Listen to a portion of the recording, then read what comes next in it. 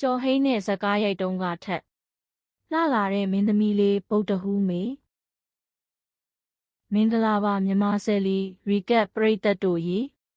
အကယ်ဒမီရရုပ်ရှင်သရုပ်ဆောင်အဆိုတော်ဦးကျော်ဟိန်းကိုတီးကြမယ်ထင်ပါတယ်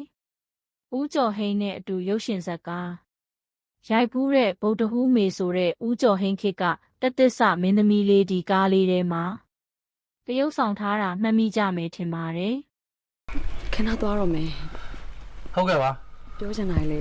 ပြောလို့ပြီးပြီပဲတောင်းမယ်နော်ဟုတ်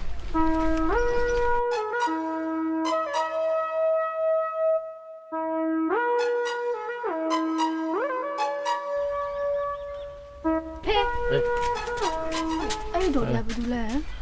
ဟိုငယ်တော့တကယ်ကြီး၄တန်းတော့တကယ်ကြီးသူခဏကတော့လာရနော်ဘာစိတ်ကူးပေါက်လို့လာတယ်သူပါကွာအဲ့တော့လေအကြာကြီးနေမှတစ်ခေါက်လာတယ်ဒါပေမဲ့သူ့ကိုကြည့်ရတာမနေ့ကတွေ့ပြီးဒီနေ့ထပ်တွေ့သလိုမျိုးပဲပြီးတော့ဘာမှဟုတ်တိပတ်တွေလည်းပြောမသွားဘူး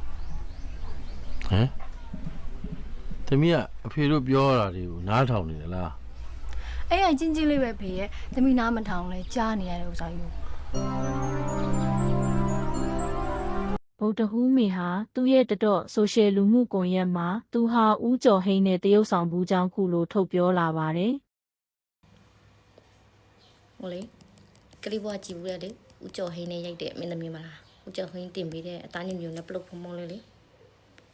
အဲ့ဒီမင်းကလေးမလားအဲ့ဒီမင်းသမီးမလားဟုတ်တယ်လေသူပဲလေမတူလားအခုမတူလို့လားဟုတ်တယ်လေအဲ့ဒီမင်းသမီးပဲလေတူလားဟုတ်တယ်သူပဲလေတူလား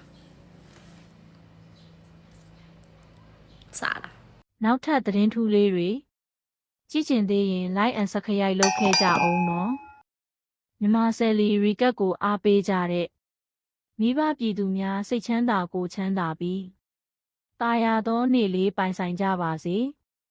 စောင့်မျှော်အားပေးတဲ့အတွက်အထူးကျေးဇူးပါဘိုင်ဘိုင်